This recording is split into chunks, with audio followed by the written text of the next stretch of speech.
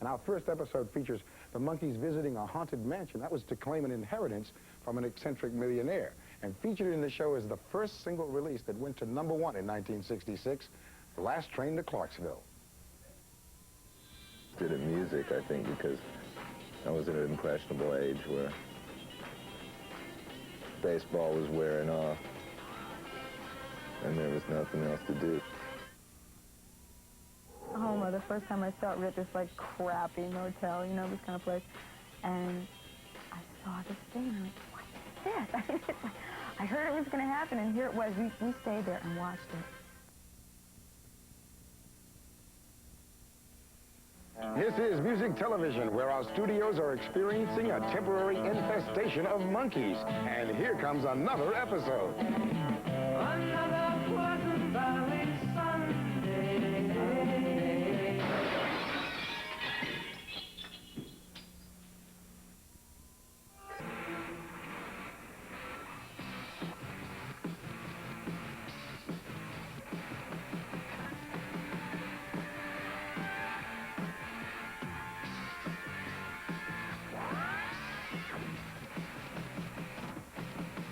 Yes, folks, this is MTV Music Television. We've cleared the decks to bring you the Monkees, 45 episodes in a row, back to back, so let's get to it. I'm J.J. Jackson. You know, the Monkees were not found playing in a club somewhere. They were formed for the television series. Auditions were held to find the right look and character for the Monkees, and among those who auditioned were Danny Hutton, who went on to Three Dog Night, and even Stephen Stills, who of course went on to form Crosby, Stills, Nash & Young. Eventually, the screen tests were narrowed down to Davy Jones, Mickey Dolenz, Michael Nesmith, and Peter Tork, and 2 actors and 2 musicians. Now, in the early goings, the Monkees sang the songs but did not play the instruments. They also didn't write a lot of their hit songs. For instance, in this next episode, the song I'm Not Your Stepping Stone was written by Tommy Boyce and Bobby Hart. That was a B-side to I'm a Believer, which was written by Neil Diamond, and it went on to the #1 position very quickly in November of 1966.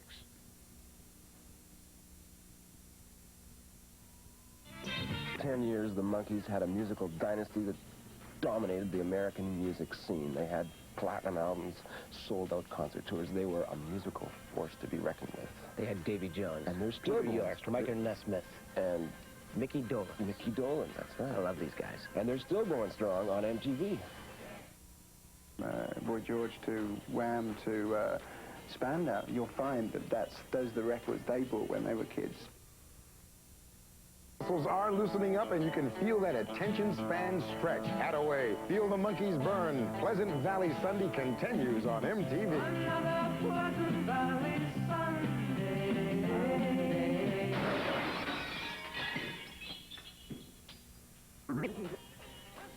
What was it like? Sore subject, I guess. So we're going to be showing you actual. Okay, it's okay. I've covered their music. Obviously, it's music that I've wanted to do because it wasn't music that I was doing on my own. Television, where our studios are experiencing a temporary infestation of monkeys. And here comes another episode. Another Pleasant Valley Sunday.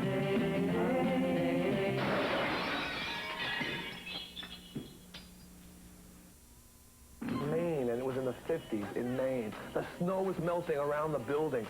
It's truly an incredible experience. You must experience this. Now, please make note of what I'm going to tell you now. We're going to have the Monkees on MTV twice a day throughout the month of March, every day at noon, and then again at 8 p.m. Eastern, 7 Central Time. And if you recognize the Lenny character as the infamous Wolfman Lon Chaney Jr., then, hey, congratulations. Either you're a true movie buff or you're kind of showing your age. Also, the big man was Rose Marie of the Dick Van Dyke Show from the mid-60s. Now, the next episode is the pilot for the Monkees series. The writer hired for the pilot was Paul Mazursky, who went on from television writing to the big screen with Harry and Tonto and the movie version of Shakespeare's The Tempest, as well as Down and Out in Beverly Hills. He directed that one and was featured in the movie Into the Night. He makes a cameo in the beginning of this episode as the television reporter. You'll recognize the face, so let's get into it. Monkees, I think, were important in all of our lives in the 60s when we were growing up, and a lot of people told me that I looked like Mickey Dolenz while I was growing up. I think that you can kind of determine the way you look mentally if you just project the face upon your own, and I think that I've kind of developed the Mickey Dolenz look as best as I could, and I'm trying to be the Mickey Dolenz of the 80s. I hope it does them justice, and because, hey, we're all the Monkees, you know what I mean? Hey and the Monkees changed my life. I lived in Scotland for the first 14 years of my life, and they took the show off the air, so my mother and father decided to keep me quiet to move to Australia. A fairly radical move, and a fairly radical band for the time. Anyway, who doesn't love the Monkees? Muscles are loosening up, and you can feel that attention span stretch. Hat away. Feel the Monkees burn. Pleasant Valley Sunday continues on MTV. Another Pleasant Valley Sunday.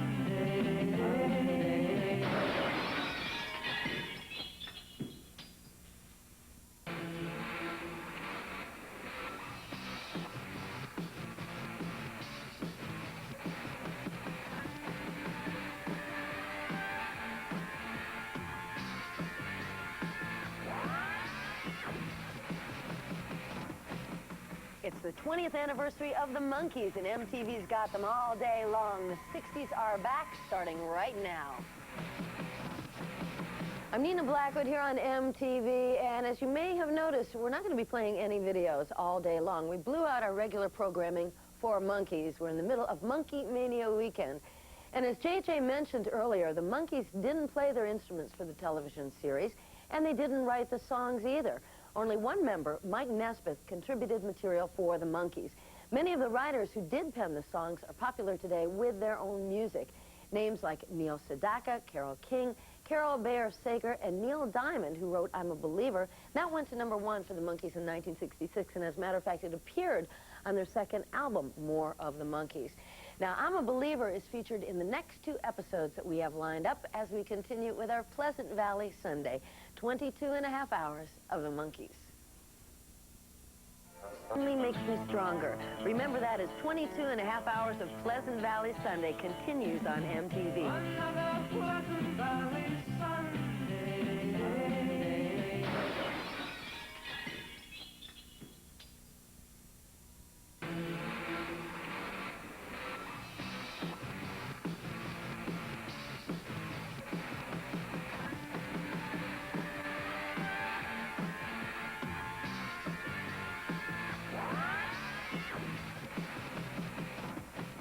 Keep it right here for the Monkees, the world's first video band. MTV's got them all day long. It's a Pleasant Valley Sunday.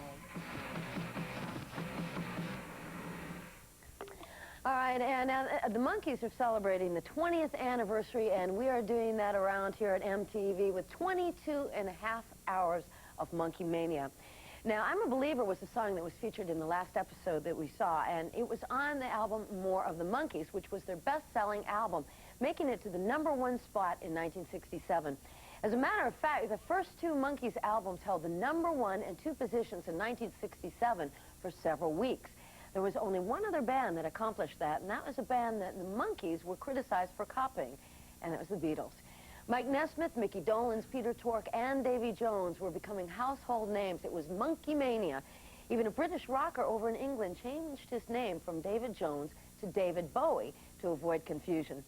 In this next episode, keep your eye on the monster, because today he's better known as Jaws from the recent James Bond films. Here are the Monkees, and I Was a Teenage Monster.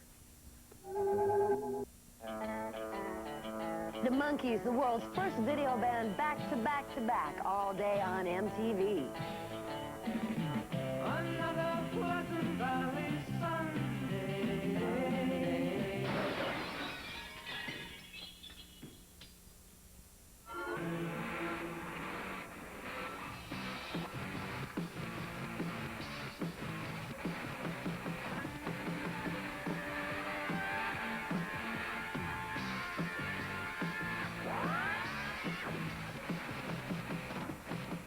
It's the 20th anniversary of the Monkees, and MTV's got them all day long. The 60s are back, starting right now.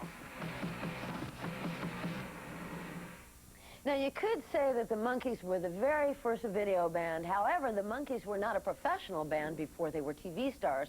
There were 4 guys who auditioned for the show, and all 4 came from different backgrounds. Davy Jones came from England. He actually did some horse jockey work, but he quit that to try his luck at stardom. His first big break came as playing the Artful Dodger in the play Oliver. And as a matter of fact, we have one of the original playbills. It was done at the Imperial Theater. His name's down here. And it was also produced by David Merrick. And just coincidentally enough, not coincidentally, but David Merrick was also the producer for current Broadway hit, 42nd Street.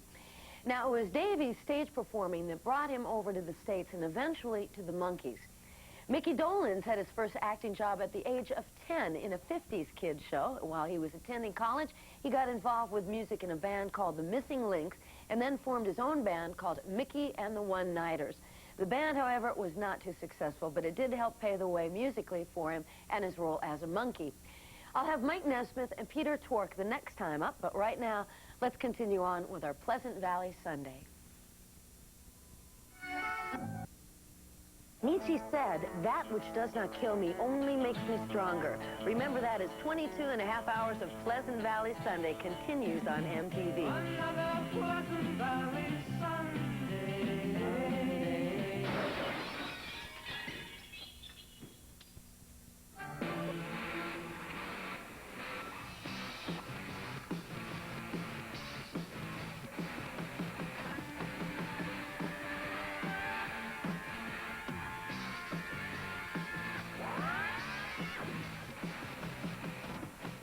Keep it right here for the Monkees, the world's first video band. MTV's got them all day long. It's a Pleasant Valley Sunday.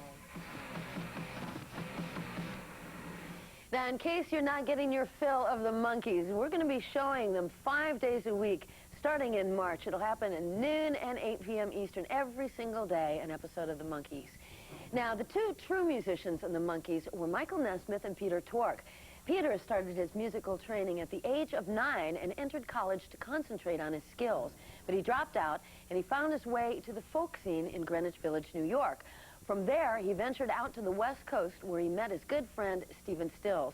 It was Stills who told Peter about the auditions for a new TV show. Mike Nesmith, the one that wears the green wool cap, played guitar since his teenage days, and he formed two bands that gained local recognition before he was called into the Air Force. After serving his Armed Force stint, he continued with his musical output by cutting two singles, The New Recruit and Until It's Time for You to Go by Buffy St. Marie. Nesmith gained local popularity before answering the audition ad for the TV series The Monkees. As our Monkey Marathon continues, Alan Hunter will be by to bring you more of the Monkees this Sunday morning. 1 minute. The Monkees, the world's first video band, back to back to back, all day on MTV. Another Pleasant Valley Sunday.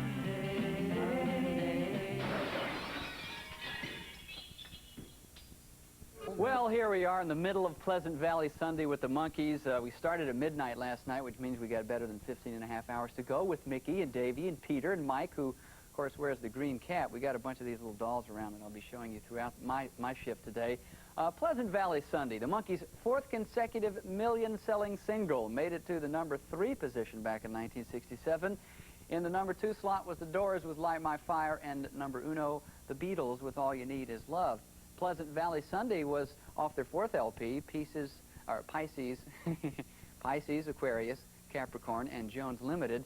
That album, plus 3 previous LPs, all made it to the number 1 position on the charts. All 4 went gold. The third record, Headquarters, allowed the band their first opportunity to perform their own instruments and write their own material. Previous material was written by other artists and supervised by a music businessman, Don Kirshner, which I'll get to in just a second. Don later went on to bring the Archies to fame and develop television shows like In Concert, the Rock Music Awards, and of course, Don Kirshner's Rock Concert. So up next, the Monkees get involved with the mob. Now, this is what I meant by Don Kirshner. This is actually Mickey Dolenz, but it looks a little bit like Don Kirshner, don't you think? Maybe not. Okay, up next, like I said, the Monkees get involved with the mob. MTV Monkey Television. Of course, that's music television, MTV. In stereo, 24 monkeys a day, 24 hours a day. Well, here's another episode. Another Pleasant Valley Sunday.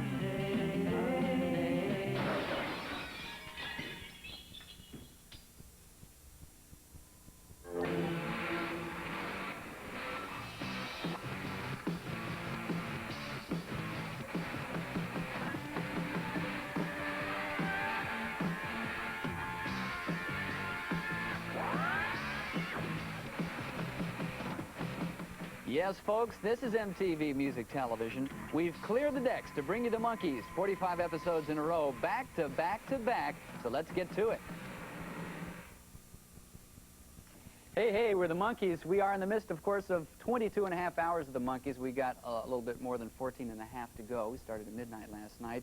Of course, we're leading straight into IRS's The Cutting Edge. That will be our Sunday special this evening at 10:30. Just some of the really nifty Monkees memorabilia we have around here. A tambourine that really doesn't work, but of course that's what marketing is all about, giving you cheap little items like little dolls that you can't do anything with, but certainly are cute to look at. Peter Tork, doesn't he look cute? Now, the segment we just saw, that was Julie Newmar, the girl with the $1 million legs in the video and in the show. She was playing April Conquest. Now, any of you Batman fans out there may know her better in the role as Catwoman. Remember that, Julie Newmar, Catwoman? Well, early 1967, the Monkees were one of the hottest bands, giving the Beatles a tough battle with popularity and dolls, mainly on the charts, though. By the end of 1967, Billboard magazine voted the Monkees as top group, and they won out for the 2 top albums with the Monkees and, yes, More of the Monkees. Included on More of the Monkees is the song featured from the last episode we just saw, A Girl I Knew from Somewhere. Now, that song is featured again in the next episode lined up, which is called The Monkees Go to Manhattan. Get yourself ready. Let's go.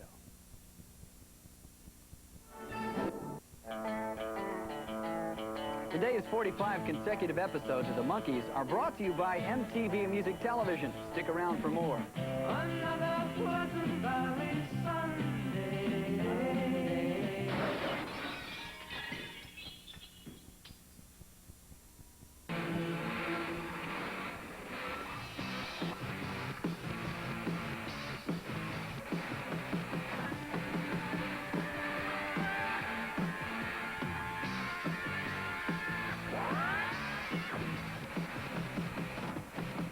You're watching The Monkees all day today on MTV. 22 and a half hours, 45 episodes from the world's first video band.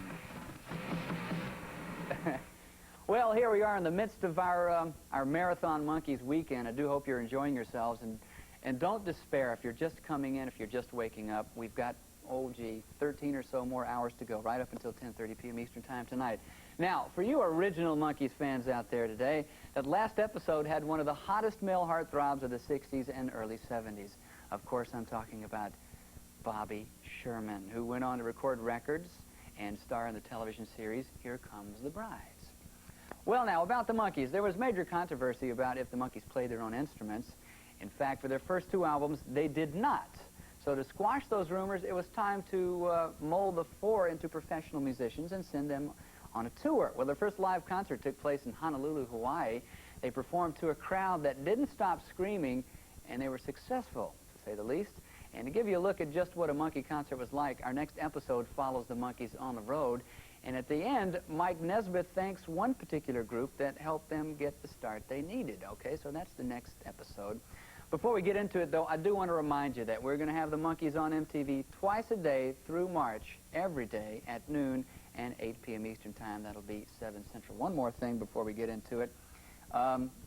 In case you're not up on the Monkees like you should be, or you really want to reminisce, this book is out. Eric Lefkowitz has written like topics like this. Davey, what does the former teen idol think of Monkey Mania? Peter, how did a Greenwich Village folkie cope with his TV fame?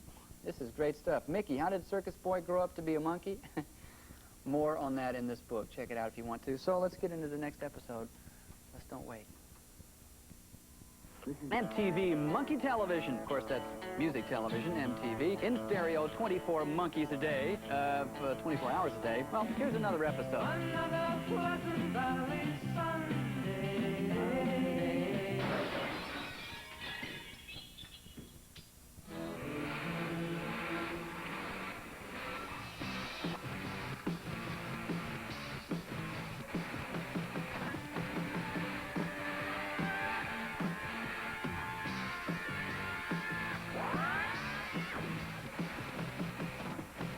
The 60s are back on MTV. This is Pleasant Valley Sunday, and you're watching the Monkees, nothing but the Monkees, all day long. Yeah, we're in the middle of our Monkees marathon. We're not going to be playing any videos all day long. It's Monkees right up until 10:30 p.m. Eastern Time tonight. I'm in the middle of, like, some wonderful memorabilia. These guys, well, the people that surrounded them, of course, managers and press agents, they knew what they were doing when it came to marketing. Take this, for instance. Now, isn't this great? Didn't I want to sit around all day long and play with Monkees finger puppets? Well, that's great. Listen to that. Sounds just like Peter Tork, I think. As a matter of fact, we got thermoses. I took the liberty of opening it up. Sure wish I hadn't smelled like Michael Nesmith's feet. But it's old, so you can understand. Great records, terrific weekend. I'm excited. Cool press photos. You know, as 1967 rolled in, so did a second season of the Monkees. 1967 also brought a change to the Monkees. The clothes changed to a more hippie look. I should try to... Could you, like, look for some hippie clothing there? You know, they were ready to make an original album using the people that they wanted to use and the type of writing they wanted to write. Well, it was to be their third album, Headquarters, which I guess I gave you there. Yeah. It was, is this Headquarters? No, hippie clothing. Oh. On the back of it, on the back. The hippie clothing here. Well, it was their third album, Headquarters. That was the title, and it made it to the #1 spot on the charts. But the band lost some of the attention of their fans and the #1 spot when the Beatles released Sgt. Pepper's Lonely Hearts Club Band. Seems they should have dressed up that way. But on the Headquarters album, you can find a song written by Mickey Dolenz called Randy Scoosget. I think that's the way they pronounced it back then. A song of protest, a mark of the times. Now, the song is featured in this next episode as the Monkees try their luck in the motion picture biz.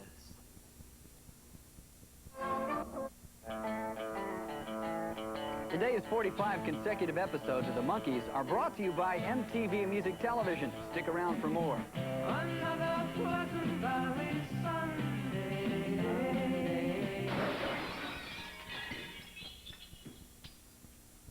New Hampshire isn't easy. I'm sure some of you may know that. You got to turn to the good music that's out there.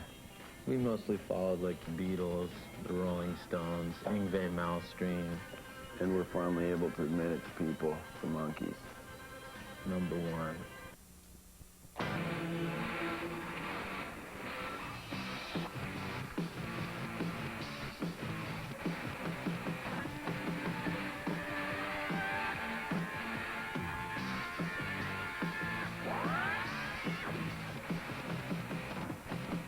Yes, folks, this is MTV Music Television. We've cleared the decks to bring you the Monkees, 45 episodes in a row, back to back to back, so let's get to it.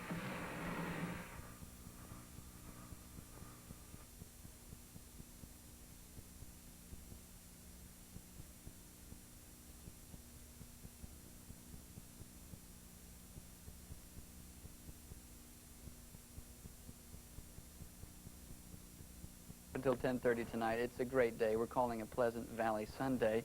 You know, there's some great paraphernalia. Of course, if you were a fan back then, you were buying every bit of it. But now, do guys or girls buy this little thing? You got their faces on there. Does a guy give this bracelet to his girlfriend and say, "Here, hun, are we dating now? Hey, we're the Monkees bracelet." I don't know. I somehow missed out on that one. Now, for those of you who are just getting up on this Pleasant Valley Sunday, we're a little more than halfway through at this point in time. Almost 2 seasons worth of 4 guys who are now called TV classics. It was back in 1966 on a Monday night in September at 7:30 p.m. Eastern Time when the first episode of the Monkees crashed onto American television. 4 guys, 2 of whom had some musical experience, the other 2 actors. Now, the show became an immediate success, skyrocketing the careers of Mickey and Davy and Mikey and Peter for 2 short years. Here's a little picture of the guys. Now, out of 9 albums, 5 went gold, 3 #1 hits, and they released a feature film called Head, written by, of all people, Jack Nicholson. We just happen to have a great poster. Bob Rafelson and Jack Nicholson, the guys wrote and produced this thing. They worked on 5 Easy Pieces as well. In fact, Jack Nicholson is going to be in one of the episodes a little bit later on tonight. It also starred Frank Zappa, Annette Funicello, Terry Garr, and a whole lot more. Now, in 3 years, that's not too bad for 4 guys who weren't experienced with the rock and roll world, or the television and film industry for that matter. Well, now, Martha is up next to take you through the afternoon of the Monkees, but right now, get ready to vote for Mike Nesmith for mayor. Television, of course, that's music television, MTV, in stereo, 24 Monkees a day, 24 hours a day. Well, here's another episode.